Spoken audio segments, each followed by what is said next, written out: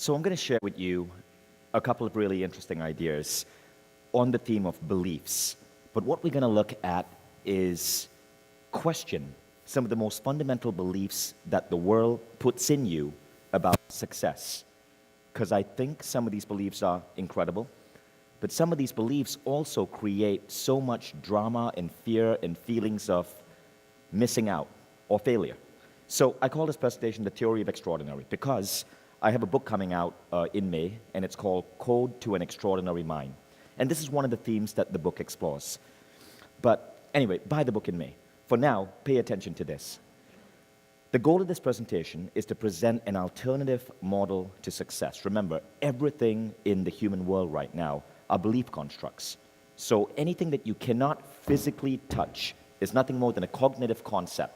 And because these are cognitive concepts, very often they are not absolute truth. They are relative truth. They are different for different societies and different people. How we in the modern Western world view the world is going to be completely different from the Achuar tribe in the Amazon rainforest, including our definitions of success. So this intangible thing in our head called success, the lack of it or attaining it, means so much to us. But what if it is nothing more than an illusion?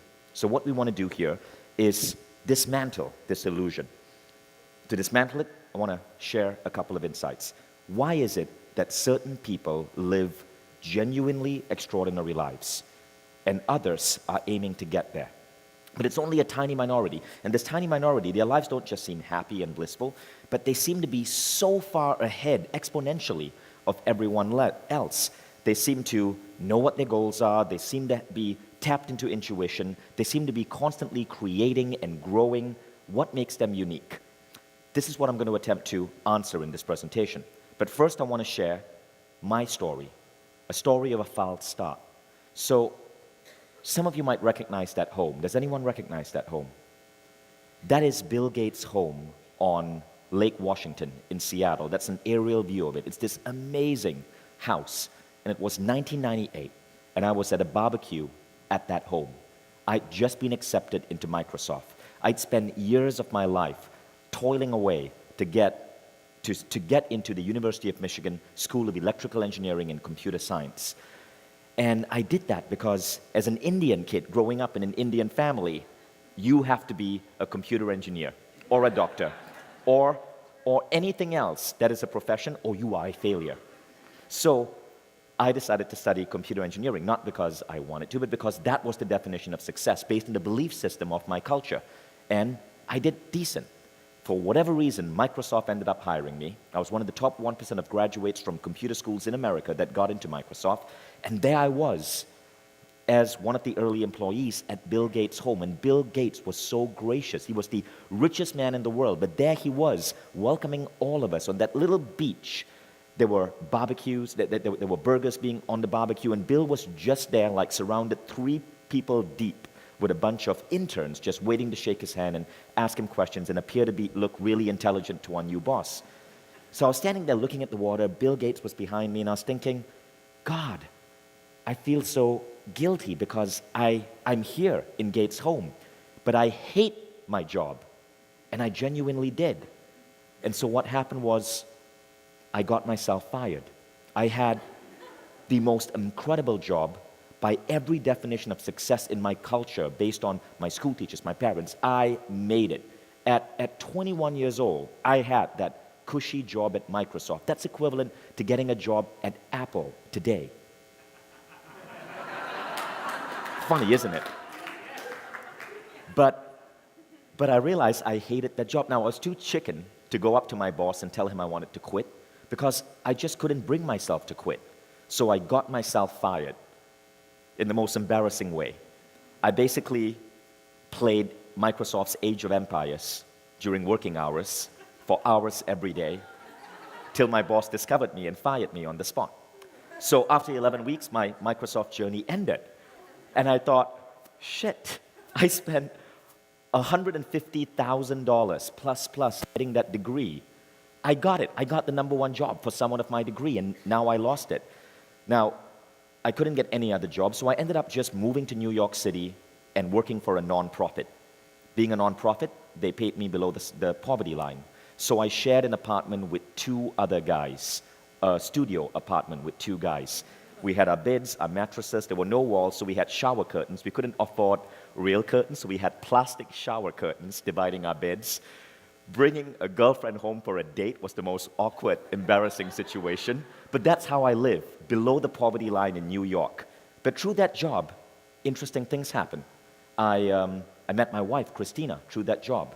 I ended up starting Mind Valley from connections I made through that job. As a result of meeting Christina, we now have 2 kids because of that job. All of this because I walked away from this illusion of this ideal life at Microsoft and took that leap. So I really believe that sometimes you got to take these leaps, especially when you are trapped in a situation that you know you chose, not because your heart told you to go there, but because you were following the belief patterns of your society or your culture or your school or your teachers or your parents. And I believe today in the world, the majority of people are trapped in situations like this.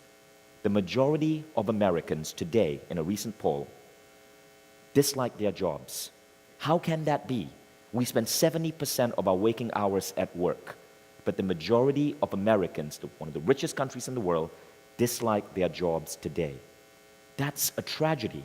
So what is up with our culture, our schooling system, that makes adults grow up and spend 70% of their waking hours, precious lifetimes, in things which give them no meaning?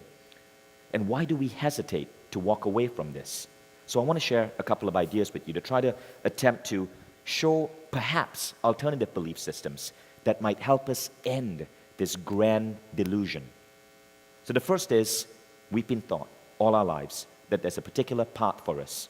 Study, get good grades, graduate, apply to a college, take a loan, go into college, go into student debt, graduate, get good grades, maybe get a master's degree, send out your resume to a bunch of companies, keeping your fingers crossed that one will hire you, and so on and so on and so on. But it doesn't stop. You then work from 9 to 5, you save, you slave, so that someday you can retire and then really enjoy life. Now, if you think that's just for career people, not me, I'm an entrepreneur, it's really similar. Think about the rules about being an entrepreneur. The fact of the world today is that most entrepreneurs are stressed out. They're not making as much as they want. All they've done is exchanged the idea of a 9 to 5 job with another situation where now they are still earning a paycheck which is mediocre, but now they have all that risk. For my first 5 years as an entrepreneur, I calculated that I was poorer off than if I had just stuck with a regular corporate job for the first 5 years. And many entrepreneurs are like that. Now, I believe the reason for this is that modern goal setting leads us astray. Why? Well, one of the ideas terms I coined is the word brule. A brule is a bullshit rule. Our society creates bullshit rules all the time because bullshit rules are designed to help us make meaning, to simplify our understanding of the world. So all of these rules that we often live by, some of them are valid, but most of them are nothing more than rules. Bullshit rules come from religion, come from culture, come from education, come from politics, come from media. They are all around us, yet we follow them. Let's look at some really dumb rules for careers. So let's take this fact. 50% plus of Americans dislike their jobs, right? Now let's look at this other interesting thing. There's this phenomenon in America right now where people become lawyers. Anyone here who's a lawyer, please raise your hand. Okay. So there are some lawyers who absolutely love their jobs, but there's a unique thing in America. America has 5% of the world's population, 70% of the world's lawyers. I know because I used to work in the legal industry. Yet, 50% of lawyers, particularly women lawyers, are clinically depressed.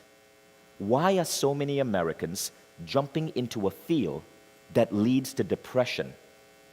I had one friend, his name is Gavin, and he told me he studied law for 5 years, and he decided to quit just before graduation because in that one of the final lectures of the semester, his professor said, and I want you to know that you're going to go out there, you're going to be practicing law, but know that you will face depression. Deal with it. And Gavin decided, no. And he walked out, and he became a writer. And I've seen this so many times. When I was selling technology to law firms, I would have lawyers break down and cry to me on the phone about how miserable their lives were. In fact, we were trained to then use this as a lever to push their buttons to buy that technology. That's why I quit the job. It's a crazy, messed up world. Now, I'm not saying we don't need lawyers. We do, but certainly not the number that we have right now. Now, there are rules about entrepreneurship too, which I think are often bullshit. Many entrepreneurs I know are nothing more than glorified freelancers. They work from home, they are bored, they are lonely, they are under high stress, because if they don't get that next client, no one is paying them a steady salary. Entrepreneurs are often also absolutely miserable. So I think that we need to rewrite some of these fundamental rules that we use to pursue success in our lives and that we use to train our kids. And what I want to share is just 5 ideas for rewriting the rules of success.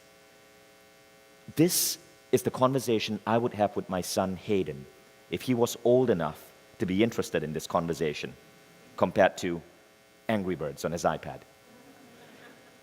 Rule number 1 is this. The most important thing I believe that leads to success is pursuing what I call a mission-oriented life. So first, let me dispel a couple of myths, okay, and share 3 simple secrets. Success has nothing to do with your career. Having a great career has little correlation with success. Success is not about joining the family business. In many Asian cultures, it's about getting into your family business. Not true. Success is not about being an entrepreneur or having a business. You do not have to be an entrepreneur.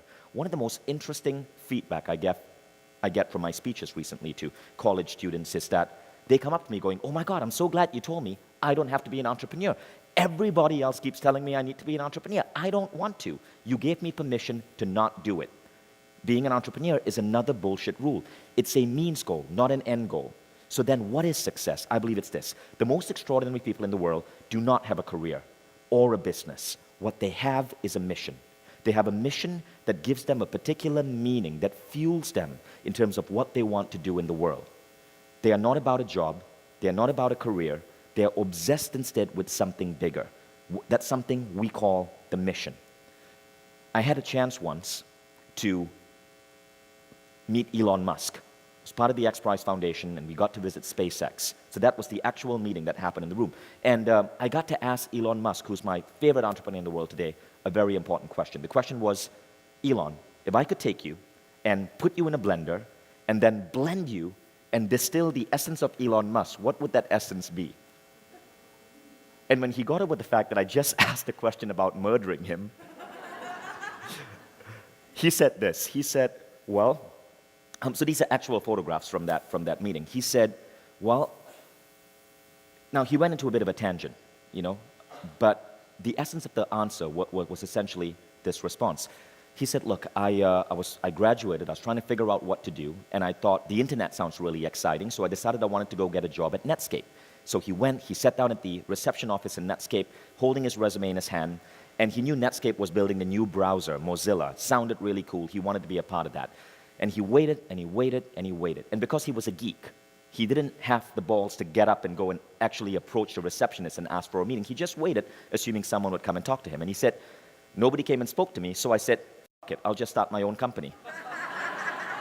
And Elon Musk went on, and he started a company which he sold, then he started PayPal, then he started SpaceX, then he started Tesla, and now he's probably the world's most significant entrepreneur because nobody picked him up from that receptionist office.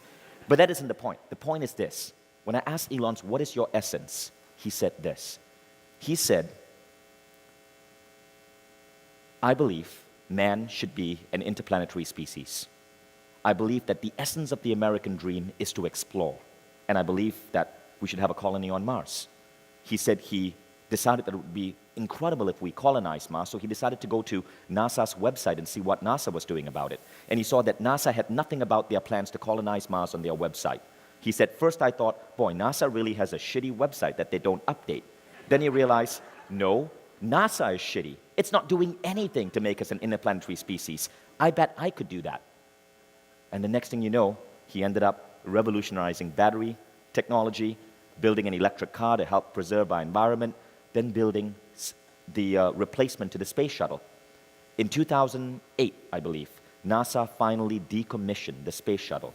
Today, NASA payloads are taken to space by Elon Musk's SpaceX. But Elon Musk didn't say what drove him was SpaceX or Tesla. What drove him was that. It was this crazy, obsessive mission with helping mankind become an interplanetary species. And this is something I found with really extraordinary thinkers. They dream big. And because they dream big, the other problems become small for them. They're obsessed with this one crazy idea. It's almost a mad obsession, but it gives them a fuel. It makes them excited about life. They do not have jobs. Rather, they have this grand mission that they have to pursue because it gives them a form of meaning. Now, that meaning gives them incredible resilience and fuel. Do you know Elon Musk, when he sold his shares in PayPal, he was PayPal's biggest shareholder. So he made something like $220 million. He decided to gamble all that money on building rockets. His first rocket exploded. His second rocket blew up. His third rocket failed. And then he was down to $20 million left. He had one more shot at a rocket. He knew that if this final rocket exploded, and odds were it will, because until then, only nations could put rockets in space, not private individuals. He knew he was going to lose everything. His experimental car company, Tesla, SpaceX, and all his savings. He was so broke that he could not afford rent. He told us that he had to ask his friend Adeo Ressi, one of the early co-founders of PayPal, if he could sleep on Adeo's couch, because he, Elon Musk, as recently as 7 years ago, could not afford rent. That fourth rocket would either destroy everything he owned or make him a genius. And of course, we know what happened. That fourth rocket took off. On December, I believe it was December 2010, I may have the dates wrong, after that fourth rocket took off, Elon Musk, who had no money for rent, signed a $1 billion contract with NASA. Isn't that incredible? But the point isn't the contract. The point is that mission gives you a resilience so that you can lose all your money, but still want to try one last time with that 20 million because that vision is so important to you. And I think that's one of the most incredible ways to live. Now, we all can't be Elon Musk. He's, of course, the number one, arguably, entrepreneur in the world today. But we can live like this lady, Kalyani Kona. I was speaking in India a few months back, and Kalyani was the lady miking me up. So we started talking, and I asked her, what do you do? And she says, well, I'm working on an app, and that app is to help disabled people in India find love. So I asked Kalyani, oh, that's really interesting, tell me about it. She said, there are 80 million disabled people in the world, right? That slide is wrong. It should be 80 million in the world, 20 million in India. And of this 20 million disabled people in India, Kalyani had found that only 5% of them ever get married because they are blind, or they are deaf, or they can't walk. They don't have the same opportunities to meet the love of their life as we all do. So Kalyani decided she wanted to make an app to help disabled people find love. Isn't that beautiful? So she put up her app on Wishberry, which is like a Kickstarter for India, got funding, the government jumped in. She said, it was amazing, all these doors opened for me, and that app is now becoming a reality. So as she was miking me up, I filmed her for 30 seconds on my iPhone. I just want to share with you what she said. Well, let me preface that, right? I asked her, isn't it scary? You're like in your early 20s. You could be getting a job. Anyone would hire you. You're brilliant. But you want to gamble on this thing where you don't even know if you'll make any money because you want to help disabled people find love. This is what she said. Isn't it scary? It's very, very scary, but okay. You can say it. It's super scary, but if I have the opportunity to make a change and I have to do this, then I'd rather bring that change with the opportunities I've got rather than sitting in front of my laptop trying to, do something which is reality.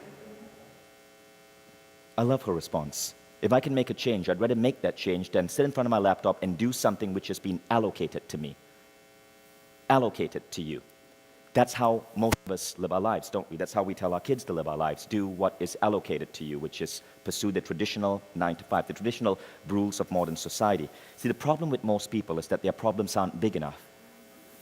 Unlike Kalyani or unlike Elon, they're worried about putting on a little bit of fat, or that guy who won't text them back after that date. But people with a mission, the little stuff, doesn't bother them. They have bigger problems. Their problems are helping disabled people find love, making mankind an interplanetary species, changing the education system. That's where I believe we need to train people to gravitate to. And I believe that should be the new definition of success. The question, though, is how do we get started?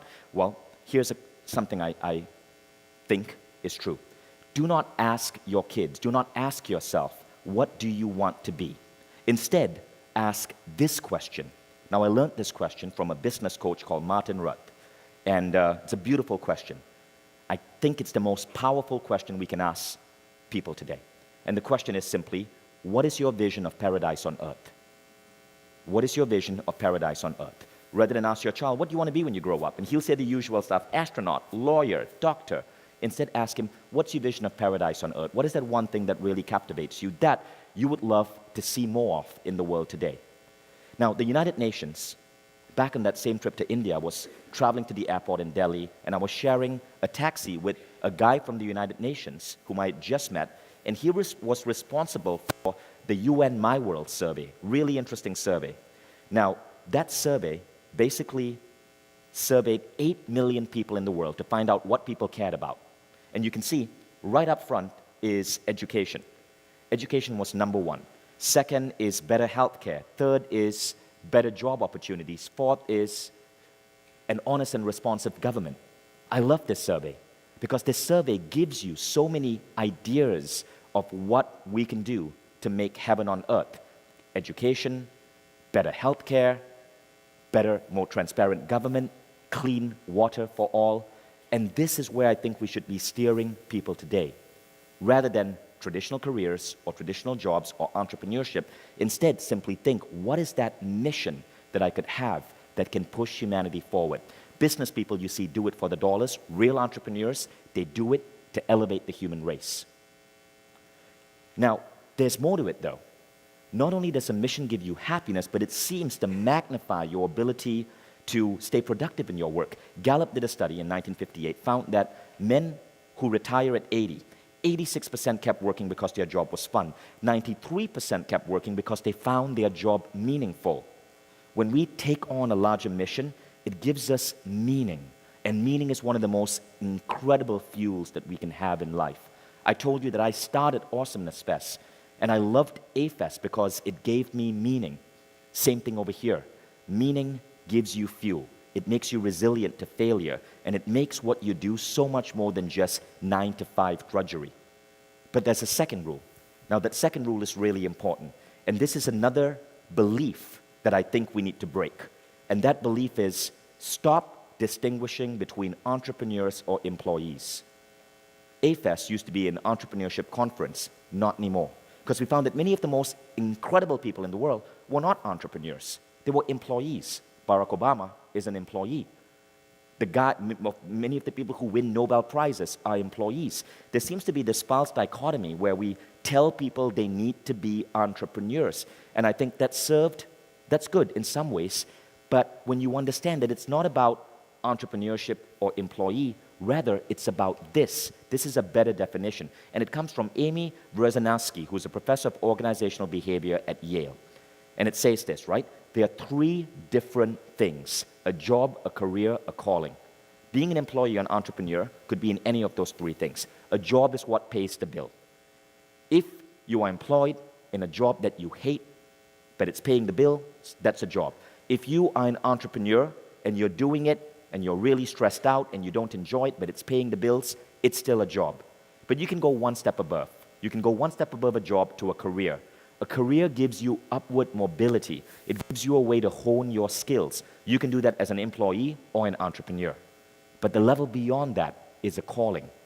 A calling is where you're doing this even if you wouldn't be paid for it, because it gives you meaning. And often with a calling, it's really hard to describe, but it speaks to your heart, it speaks to your soul. You can be in your calling, whether you're an employee or an entrepreneur. And that's why I don't like that distinction. Instead, what I think we should encourage people to do is to aim to find that calling as fast as they can. Now, this brings us to rule number 3. Not all paths are equal. And this applies again to entrepreneurs or employees. This is another belief that I think we need to defragment and bust in the world today. See, there are two kinds of companies. humanity plus or humanity minus. And I want to be very firm about this. Both these companies serve a very different purpose in the world. A humanity minus company holds us back as the human race. In the worst cases, they actually drag us down. Fossil fuel companies are necessary today because the world is powered by fossil fuels, but it's humanity minus. Alternative energy, humanity plus. Companies like McDonald's that sell junk food, humanity minus. Companies that are encouraging people to eat healthy are humanity plus. You want to make sure that no matter what you do, no matter what your kids do, they find meaning in a humanity plus company. Every single day, we have a choice. We can choose to work for a humanity minus company or humanity plus company. I think we have to stop tolerating humanity minus companies. I know they are necessary in the world today, but they shouldn't be the ones which are able to get the best graduates. America's smartest people shouldn't be working for Coca-Cola or Philip Morris. They need to be working for SpaceX, for Google, for companies which are actually elevating the human race.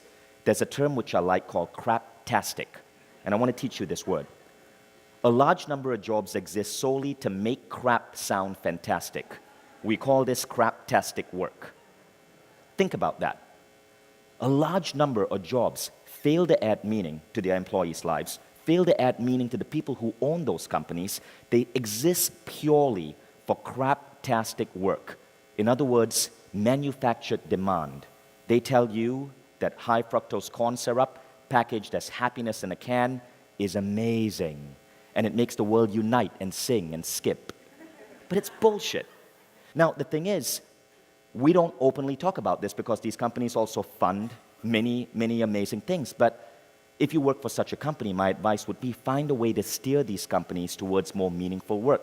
There are people in Coca-Cola, for example, who are working to make Coca-Cola take its giant distribution arm and use it to distribute clean water to villages in India instead of high fructose corn syrup. So there's this really interesting thing that happens when you get trapped by a company that's humanity minus. You fall into the cognitive dissonance of craptastic work. One of my friends is one of the smartest men in Silicon Valley, and he runs a think tank where companies come to him to brainstorm new ways to grow their brand. And he told me an interesting story. A cola company, I won't say which one, came to him and said, "We need your help." And he goes, "Great, let me know how I can help." And they go, "We need to figure out how to make more teenagers drink our drink because sales are falling." And he said, "You do realize, right, that your drink promotes diabetes?" And they go, "Nope, we funded multiple studies that show that our drink does not contribute to diabetes." And he said he was shocked. In his own words, he said he turned down that job. They were willing to pay him hundreds of thousands of dollars to run an innovation think tank to figure out how to get their cola diabetes. He turned them down because he is a mission-oriented person. He will not tolerate working for any company that he believes is humanity minus. But he said this was really interesting. The employees of that company were good, otherwise wonderful human beings, but they had fooled themselves, convinced themselves that what they were peddling did not contribute to obesity. Because if they admit that, they are also admitting that they are working in a job that is doing that's humanity minus, and that becomes really hard. So we need to stop doing this in the first place. Most graduates today randomly send out their resumes to companies hoping for that job as an accountant, or that job as a lawyer, or that job as a marketing manager. But remember, what you're accounting for, or what company you're representing as a lawyer, or what company you're marketing, it's not about that particular role. It has to correspond to a greater meaning. So what I'm trying to say is, when we are picking our careers or starting companies, we don't have to save the world, but we have to stop messing it up for the next generation. And that leads to Rule 4. This sounds very high, pie in the sky, but it isn't easy, and it's not meant to be easy. There's a great book out called So Good They Can't Ignore You by Cal Newport. And this book says, compelling careers often have complex origins that reject the simple idea that all you have to do is follow your passion. So I'm not saying follow your passion. Following your passion actually becomes really dangerous. If you ask a kid, a teenager, what's your passion? Or a high schooler, what's your passion? They're going to say, oh, I love music, I love baseball, I love sports. Isn't really a way to forge a career. Instead, what Cal Newport says is, it's a tough journey, but go out and experiment. It's about working hard, trying different things. And as you do that, often that thing that you're trying becomes your passion. Many people, for example, who join Mind Valley are not necessarily passionate about education. They come in because it's a job and they know that the company is Humanity Plus, but when they are in that job, they start falling in love with the mission. And then it becomes their mission. And that's when they find their passion. Take, for example, my career. Okay, this is my life flopping around. Stage actor, dishwasher, stagehand, theater troupe director, Java programmer, photojournalist, Microsoft, vice president of a non-profit, unemployed. Okay, that's all the way till 24. Nothing there would predict that I'd be doing what I do right now. But it gets even worse. B2B salesman, then unemployed again. Phone sales, director of sales, meditation instructor. I don't know how I made that leap. Home-based entrepreneur, startup founder, and then CEO. I basically did what Carl Newport said many people who have amazing jobs do, experimented. I don't think I was born to do what I did. I think I discovered it by experimenting, by moving around, by not being afraid to jump when I felt that my work was meaningless to me, but constantly searching for something that gave me meaning. And finally, I found that in the form of meditation. Then that expanded meaning further to education. And that's what I do right now. But the important thing is, it did take me a pretty long time. Specifically, it took me 8 years. 8 years to actually find meaning in my work.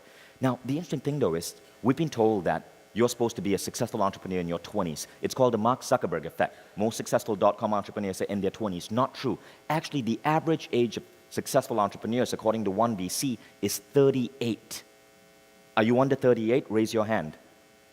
Awesome. You're not going to be successful. Hold out a couple of years. No, I'm kidding. You might be, but the thing is, you don't have to have that expectation. We place this false expectation that you're meant to make it big, be a millionaire. Striking it up when you're 40 is going to be hard. Not true. Today, by the way, a guy became the richest man in the world. He's the founder of Zara. I forgot his name, but he's a Spanish entrepreneur. Today, Bill Gates was dethroned as the richest man in the world. It was in news today because Zara's price, which is a Spanish clothing company, soared. Now, that dude started Zara at the age of 40. That's pretty incredible, right? So the thing is, the average age of success is way higher. I believe between the ages of 20 to 38, we are meant to be flopping around, trying to figure out what is that thing that gives us meaning. Now, a word of warning. As you try to do this, as you try to pursue a job that gives you meaning, you will be going against traditional advice. You'll be going against the grain. And I was in India. This was a different event. And I was speaking to 1,000 entrepreneurs in India. And the guy, one of the people who brought me there, who was helping me get on stage and everything, I asked him, his name was Anush, I asked him, Anush, what advice do you think I should share with Indian entrepreneurs? I'm used to talking to American entrepreneurs, but not so much Indian. What do you think is a profound piece of advice I should share with them? And he said, tell them they do not have to join the family business. And I realized, wow, in India, there's this belief system that to be successful, you have to take over your father's business. But many people end up taking over that business and then being miserable because what spoke to their father does not speak to them. But in Asian culture, that was expected. So I got on stage in India and I said this, and I said, you know, the human heart, they say, is the most selfish organ in the human body because it takes all the good blood for itself, all the rich, oxygenated good blood. Then it takes all that other blood and it pumps it out to all the other organs, the liver, the lungs, the kidneys. And some might therefore say the heart is the selfish organ. But the thing is, if the heart did not take the good blood for itself, the heart would die. And if the heart died, every other organ would die with it. So some might say the heart has to be selfish for self-preservation. And likewise, I would encourage you to be selfish, to choose work, to choose a job that speaks to your heart and not your father's heart or your parents' heart or your family's heart. You have to put your heart first. And the crowd freaking loved it because we busted a rule of Indian society. Now, many of you might recognize this. People will tell you, you can't do that, but we paid for your education. You can't do that. You got that great GPA. You got that certificate from that bullshit university. You got to put your heart first. Now, the second thing is something I learned from Psalm Isadora. What Psalm said at A-Fest last year, we were talking, and she said, you know, Sometimes people will tell you, oh, what you're doing is dishonoring the family. You know, what you're doing is not right. But really what they're saying is, look at me. I'm better than you because my chains are bigger. Remember that. So it won't be easy. People will talk you out of it, but again, I think it's really important that you do what speaks to you. Now, let's talk about making that leap, right? How do you make that leap, whether you're an entrepreneur or you're an employee? How do you make that leap towards finding meaningful work? A really interesting model that I like is MLI, Minimum Livable Income. So Elon Musk was giving an interview with Neil deGrasse Tyson, and Neil deGrasse Tyson was asking Elon about his career and such, and Elon Musk said one of the things he did when he was young was he experimented with living on $1 a day. He realized that in America, now he was from South Africa, and he realized that in America, you could go to large wholesale stores like Walmart, buy everything in bulk, and you could survive on $1 a day as a student. And he said when he discovered that he could live on $1 a day, all fear disappeared because he knew he could survive, and that gave him permission to tackle bigger goals. When I started Mind Valley, I did a similar exercise. I figured out that I could survive on $4,000 a month with my wife in New York. And so I quit my job that was paying me double that, $8,000 a month. Quit my job and became a meditation instructor, knowing that all I had to make was $4,000 a month. When I hit $4,000 a month in basic income, quit my job and did what gave me meaning. But the interesting thing that happens is, even though you take a personal dip, when you pursue what gives you meaning, over time, things accelerate. Because unlike a regular job, you're not walking uphill. You love every moment of what you do. You're passionate about it. Thus, you grow more. You grow your career more. You're able to make more impact. So it's painful when you say no to whatever you're doing. That is the regular career move. And it might be painful to move into your new thing. But when you do, your speed of growth accelerates. I wouldn't be where I am today if I didn't quit my job, cut my salary in half. But I could only do it because I was safe. I knew my minimum livable income. Now, the final rule is be unrealistic. So, realism, according to a famous blogger, is it's nothing more than a socially acceptable form of pessimism. The people with the most consistent track records of success don't think in terms of what is, they think in terms of what could be. So, it's important to get unreal when you're pursuing something with meaning. And I'll tell you why. Very often, we fail to set big goals because we believe that we need to look at where we are and then figure out the steps we have to take to get to that big goal, right? But in the book Think and Grow Rich, Napoleon Hill says, don't do it that way. Set big goals, but then all you got to do is take baby steps. You don't have to know exactly how to get there. You start by taking a simple baby step. So this is probably not going to happen. From where you are right now, you're not going to find a straight path to your unrealistic goal. Rather, Napoleon Hill says, look, you want to start a business, you don't know what to do, go ahead and just register a business name. That's a baby step. But when you take these baby steps, you start showing intention. When you start showing intention, the universe starts guiding you towards that final goal. So in reality, it looks like this. You take a baby step, it may be in the wrong direction, you continue, but then you autocorrect. And sure, you waste some time, but as you keep autocorrecting, you start moving towards that bold, unrealistic goal. Now, Larry Page says something else which is really interesting. He talks about the power of moonshots. A moonshot is a goal that is so unrealistic that most people will say that you're going to fail. But Larry Page said that moonshots are actually really, really, really important because when you take a moonshot, you end up discovering opportunities for innovation that everyone else forget. When you pick a goal that's so unrealistic, like trying to build a school for 1 billion people or colonizing Mars, what happens is you start stumbling upon innovations that no one else is looking at.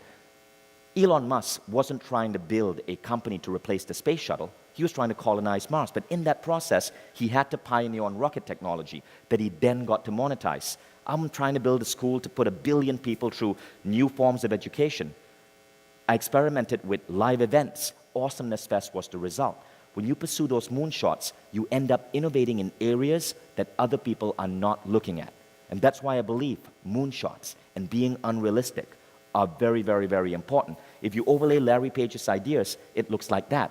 As you take those missteps, you also discover gold mines, aha moments that other people might not be looking at. So how do you dream big? Really simple exercise. What would you do if you knew you would succeed and had a decade to pull it off? When most of us think about goals, we tend to think of 1 year. But there's a very interesting study on goal setting, on 1 year versus 10-year goals. And the study shows that all of us overestimate what we can do in 1 year, but we profoundly underestimate what we can do in 10 years. So all you got to do is think 10 years. All my goals are 10 years. And when you think 10 years, you give yourself opportunity to be unrealistic. And this is really what I'm trying to advocate here. Find something with meaning. Stretch yourself. Be unrealistic. And that gives you the fuel to live a far more fulfilling life, a far more extraordinary life than most people. But there are a couple of really interesting secret edges that you get when you follow this advice. One is something that I got to ask Branson about. I asked him, if you could break it all down to one thing, all your success, 8 companies in 8 different industries, all valued at $1 billion each, what would it be? And Branson said this: it's all about finding and hiring people smarter than you, getting them to join your business, giving them good work, then getting out of the way, and trusting them. You have to get out of the way so you can focus on the bigger vision. That's important. And here's the main thing. You must make them see their work as a mission.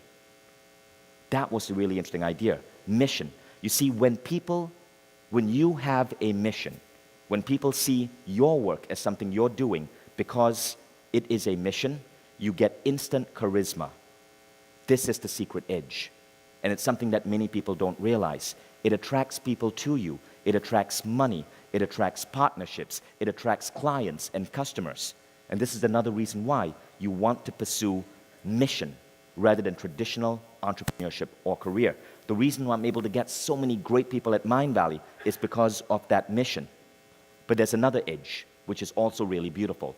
Think back to that girl, Kalyani Kona, that I shared. She wants to build an app to help disabled people find love. Now, what if her app fails?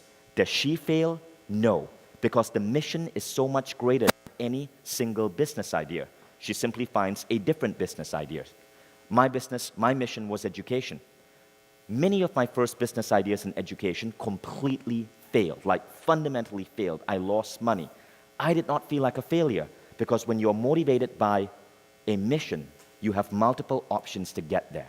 So you can move, you can maneuver, you can find different paths to get to that mission. And that's the second secret edge.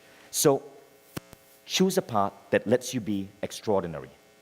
And when you can do this, what happens is that you get so much more meaning and happiness in your life. And I really want to encourage you to question some of the rules of society that tell you about traditional ways that you're meant to pursue work and career. Thank you.